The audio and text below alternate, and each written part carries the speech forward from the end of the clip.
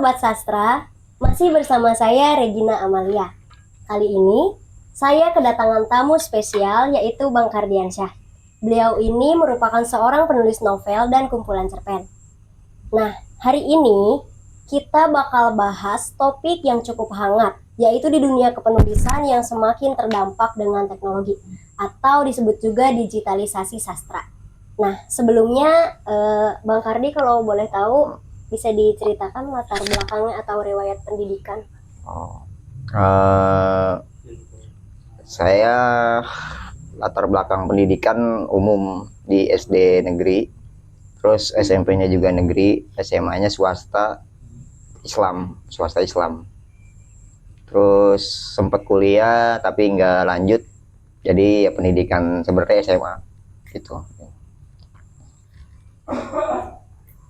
Tapi kalau nulis cerpen itu ada hubungannya nggak sih Bang sama pendidikan yang dijalani?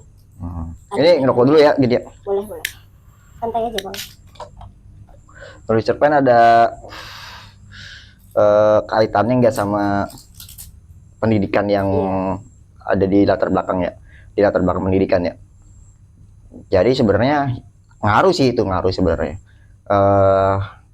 Dulu tuh nggak suka nulis fiksi sebenarnya, tapi pas berhenti kuliah, kebetulan dulu kuliah di sastra Indonesia, ya akhirnya tahu bagaimana nulis, proses penulisan cerpen itu seperti apa, ya coba nulis itu prosa kan, itu bentuk prosa kan ya. Iya. Prosa itu coba nulis cerpen, kemudian coba nulis novel, ya sama aja secara struktur, cuman yang ngebedain kan mungkin yang ngebedain dengan tulisan yang sebelumnya itu cuman secara struktur dan isinya mungkin lebih fiksi ya. Ya kalau dibilang ada pengaruhnya atau enggak, ya kalau buat pribadi sendiri ya itu ada pengaruhnya karena paham akhirnya. Oke. Kalau buat perjalanan kepenulisannya itu gimana Bang pertama kali nulis? Perjalanan kepenulisan itu awal pertama kali menulis itu menerbitkan buku ya, itu tahun 2019, belum lama sih, berapa tahun yang lalu tuh. Nah itu sih 2019. Menerbitkan apa? Kumpulan cerpen, kebetulan judulnya Dunia Paradoks, itu sebelum Covid. Itu akhir tahun 2019. Coba-coba aja, dulu kan sering nulis cerpen sedikit-sedikit dari tahun sekitar 2014 atau 15, dikumpulin, diseriusin jadi satu buku lah, terkumpul lah sekitar 12 cerpen atau 10 cerpen gitu, lupa sih. Udah 2019, terus 21, kemudian 2022. Itu cerpen semua apa ada yang lain karya selain cerpen? Novel kan Bang Kardi juga nulis novel kan? Iya, cerpen itu ada 3 di awal kepenulisan, 3, terus di novel itu ada 1, dan cerita silat 1. Basicnya ya novel sih sebenarnya. Oke, berarti tapi kalau misalnya itu kan awal menerbitkan buku berarti tahun 2019 kan. Tapi kalau suka menulisnya itu dari kapan Bang? Kalau menulis cerita lah ya. Iya. Kalau menulis cerita itu sebenarnya dari SD udah menulis cerita kayak komik. Dulu kan suka sama komik ya, maksudnya punya kehidupan normal sebagai siswa yang bacaannya waktu itu komik bobo, bukan bacaan-bacaan dewasa ya. Jadi terbentuk imajinasi untuk membuat cerita yang sama kan. Dulu komik-komik kayak Dragon Ball gitu kan. Terus komik-komik Tatang S, tau nggak? Pernah dengar nggak Tatang S? Enggak. Kayak Petruk, Gareng kan dulu ada tuh. Tatang Sering Sudarman ya? Iya. Nah itu sering dijual belikan di depan-depan sekolahan SD tuh. Nah itu beli, coba baca, terus nulis iseng-iseng di buku tulis atau di kertas HVS. Nulis aja. Tapi bergambar waktu itu. Kalau ini karya-karyanya Bang Kardi itu ada diterbitin secara cetak atau ada yang versi digitalnya? E-book atau misal nulis di Wattpad, di Novelme atau di platform-platform digital gitu? Enggak, seluruhannya tuh dicetakin. PDF-nya mungkin, e-booknya ada di, cuman itu untuk konsumsi pribadi. Jadi nggak pernah nge-share secara elektronik atau digital. Kenapa Bang? Kenapa ya? Kalau untuk novel atau cerpen yang udah diterbitkan itu jadi eh, ke benda privasi sih sebenarnya. Jadi biar nggak gampang orang sebarluaskan, bukan pelit ya, tapi karena emang pasti ini penulis itu nggak mungkin luput dari kesalahan ya, pasti ada revisi gitu. Nanti direvisinya di buku cetaknya lagi aja gitu. Toh mau disebarkannya lagi, di-share lagi, yaitu tergantung nanti orientasinya kemana ya. Tapi kalau untuk digital, publish digital, apalagi yang tadi disebutin tuh yang soal apa, website yang sekarang jadi platform menulis ya, seperti Wattpad, Novel.me, terus banyak lah pokoknya itu ya. Iya banget loh.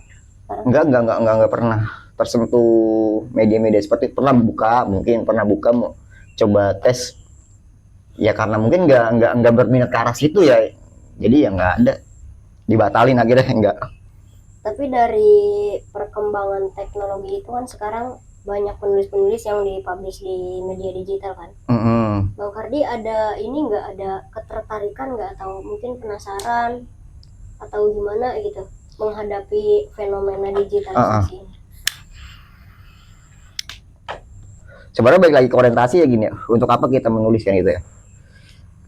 Kalau Bang Kardi kan menulis bukan untuk menunjukkan eksistensi bahwa Bang Kardi ini sebagai seorang penulis kan ya, tapi untuk sekedar berkarya, karena jauh sebelum menulis Bang Kardi bermain bola ya, bermain musik, buat lagu, terus buat pelukisan, buat gambar.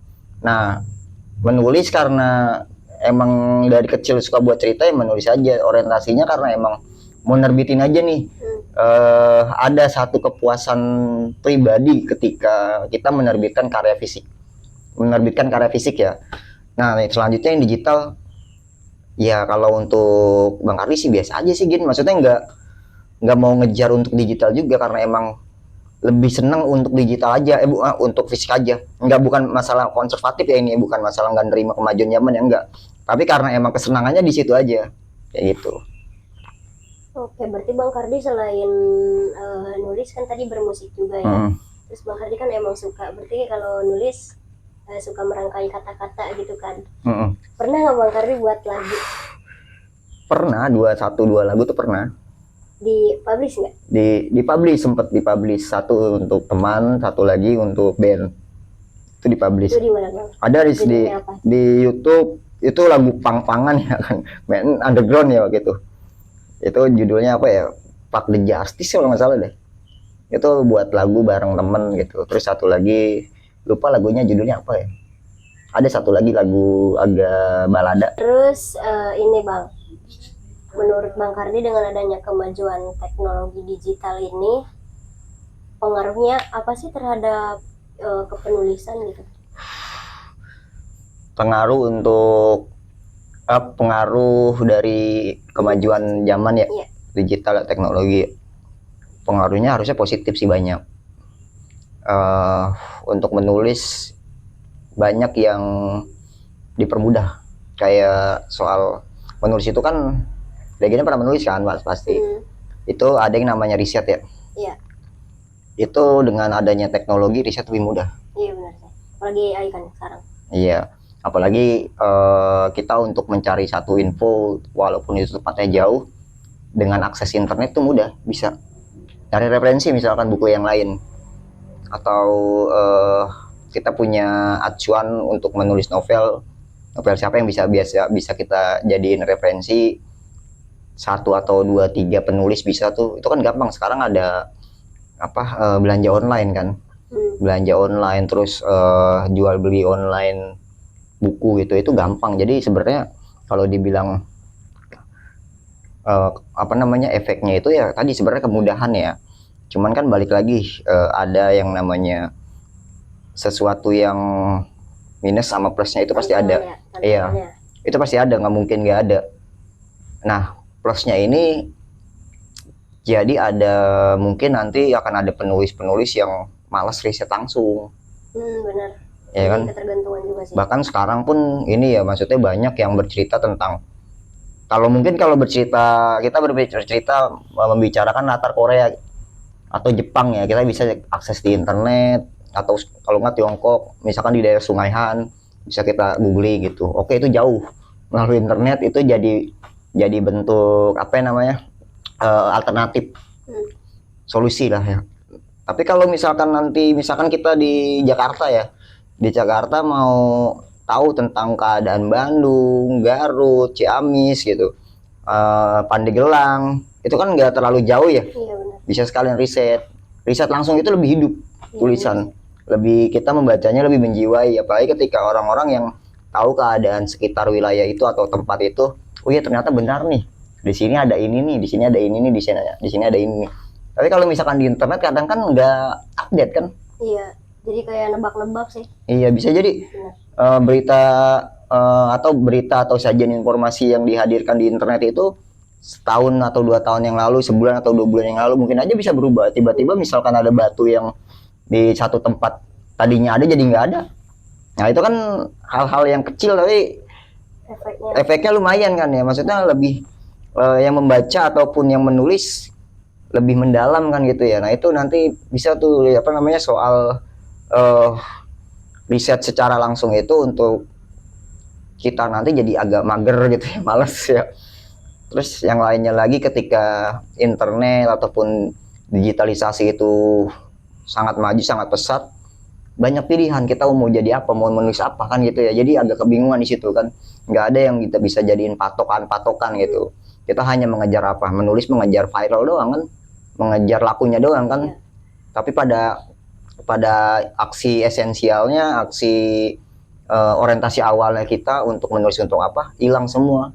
Cuman mau ya viral aja, apa saja ditulis, yang penting tulisan dibaca, tulisan viral kan itu. Ditambah dengan adanya ChatGPT itu kan, yang penting tulisan terlihat orang bagus sesuai struktur, ya nulis aja gitu. Padahal secara esensi, secara kaidah-kaidah yang lain yang manusiawi gitu nggak diperhatiin aspek itu. Padahal menulis, ya manusia itu kan perbuatan manusia kan, bukan perbuatan robot kan, kayak gitu.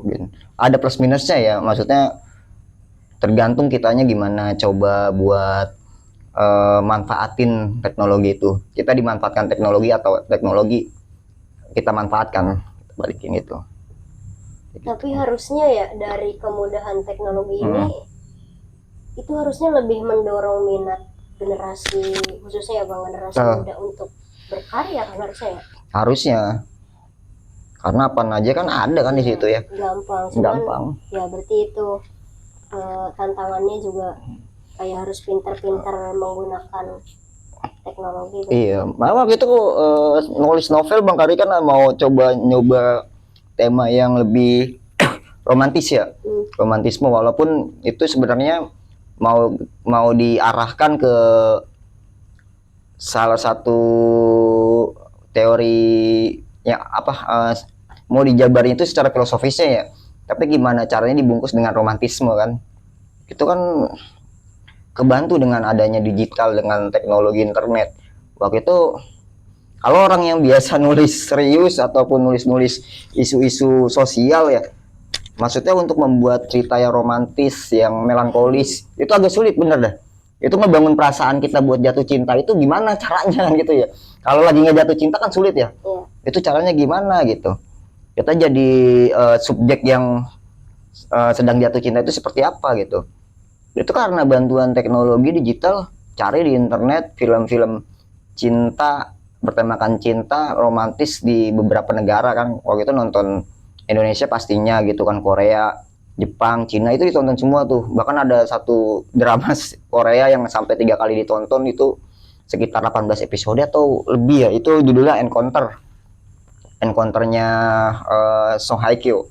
Itu 3 kali diputer. Sebenarnya membosankan kan kalau untuk orang, cuman ini dapat nih unsur ceritanya, karena yang mau diambil tuh ceritanya hampir mirip. Yang pada akhirnya tapi nggak mirip banget ya. Akhirnya dilihat, oh ternyata jatuh cinta tuh seperti ini ketika si Park Bo Gum bertemu dengan Song Hye Kyo, terus ketemu yang di film yang lain, oh perempuan jatuh cinta seperti ini, lelaki jatuh cinta seperti ini kan gitu. Lelaki yang tipenya mungkin dingin seperti ini kan. perempuan yang mungkin dingin seperti ini, yang lebih tua seperti ini, yang lebih muda seperti ini. Itu coba di mix itu, oh ternyata perasaannya seperti ini. Barulah tuh berangkat dari situ buat nulis novel, target sebulan ya kelar. Karena emang risetnya juga lumayan setahun kan. Bayangin ratusan, hampir lebih dari 150 film dan serial drama waktu itu ditonton kan full. Maksudnya kalau dibilang gabut banget kan ya. Sampai bahkan beberapa kali film itu ditonton sampai mau dapetin ini filmnya di mana kan gitu. Ya itu kita terbantu tuh, itu pengalaman pribadi yang gara-gara ada teknologi internet itu terbantu. Kalau dulu coba, dulu di zaman-zaman sekolah SMA mana ada internet. Iya. Ya, Dari risetnya Mas. Iya, nyari film di mana? Di rental film, nyewa CD, nyewa DVD. Kalau kita punya CD DVD, kalau nggak ada, minjem sama siapa kan gitu ya. Terus ke warnet kan dulu terbatas, mana ada yang upload film, nonton YouTube, udah gitu doang kan. Ya udah itu akhirnya terbantu kita dapat link-link, ada kan link-link yang berbayar atau enggak link-link bajakan ada banyak gitu. Tapi demi itu beberapa berbayar, alhamdulillahnya. Terbantu gin. Berarti digitalisasi ini dia di satu sisi ada kemudahannya dalam menyebarluaskan tulisan sama mempermudah kita riset. Tapi tantangannya itu kita kadang-kadang ketergantungan jadinya malas. Mager ya. Terima kasih banyak Bang Kardi atas waktunya dan obrolan yang sangat membuka wawasan.